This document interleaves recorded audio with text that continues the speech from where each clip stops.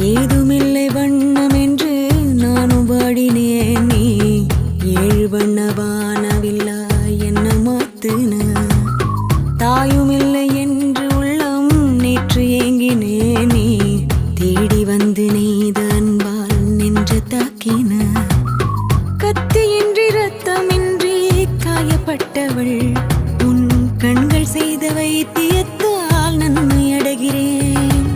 மிச்சமின்றி மீதமின்றி சேதப்பட்டவள் உன் நிழல் கொடுத்த தைரியத்தால் உண்மை அறிகிறேன். உப்பு கல்லு தண்ணீருக்கு ஏக்கப்பட்டது.